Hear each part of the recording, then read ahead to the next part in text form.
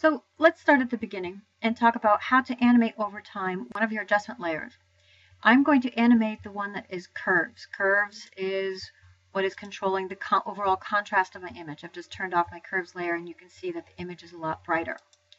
And curves has a mask that I've activated on it, and if you look at the thumbnail you can see basically the center area is black, which is where I have the castle, and that's the area that's not being affected.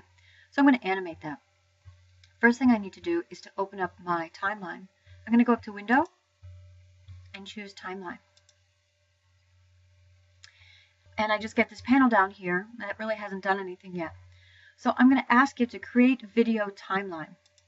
I just click on that button, and automatically what it did was it added every one of my layers in order onto its own timeline, and it comes out with 5 seconds, something about that. So the first thing is I'm going to ask you to make your videos at least 10 seconds long, because you're going to have 5 different things animate over that time. So I think it should be about 10 seconds long, and if you want it to be longer, you can. So I can just click and drag out any one of my layers, and it's going to, as you can see, I get a little pop-up window there that shows me what the end time is. I can just click and drag those out. And the layer that I'm going to work on first is the curves. So let's just finish this up. There are so many cool things that you can do with video in Photoshop, so we're just going to touch on a couple of little things here. So it's really just our introduction to it.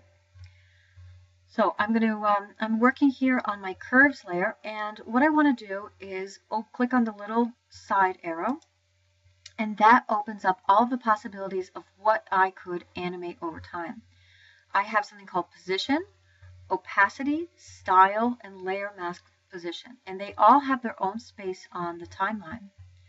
So what I want to do is I'm here all the way at the beginning. This is my little scrubber up here, and I want to animate the opacity.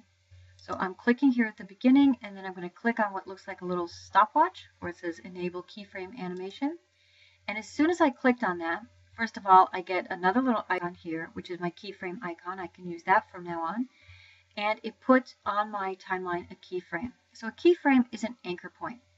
And this means whenever I have an anchor point, I can change whatever I have here in my document area. So I can change the way my layer looks over here, and that's going to affect the change over here. And that gets recorded here.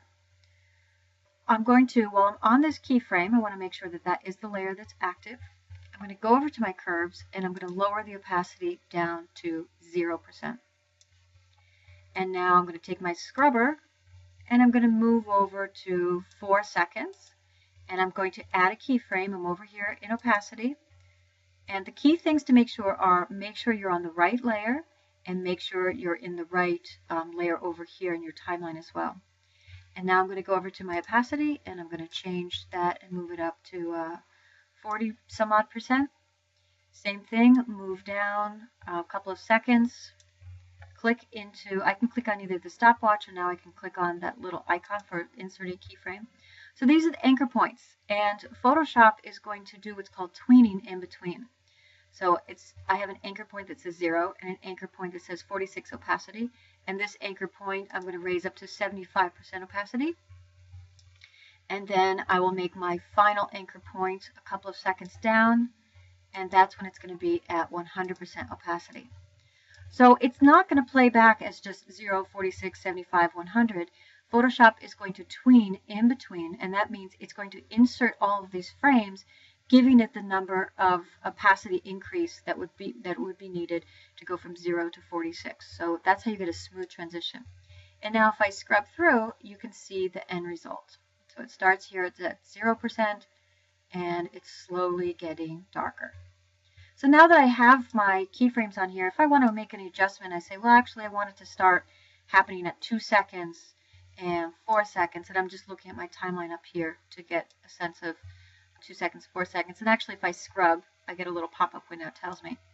And then I want it to be completed by 6 seconds. And then for the rest, from here to here, it's going to stay at 100% opacity. So I could just make that adjustment as well. So now it happens a little bit faster. and you could just keep going on and adjusting. Okay, so that's all you need to do for your first effect, is simply take one of your adjustment layers, and if you don't have one, which you really probably should have for your hyperreality, then go ahead and add one and open up. Again, to open this up, I just clicked on that arrow. Open up, go to your opacity, start at the very beginning, insert a keyframe by clicking on the stopwatch, make a change in the opacity of your adjustment layer, and then insert some more keyframes, and for each keyframe, make an adjustment in your opacity. So that's it for step 1.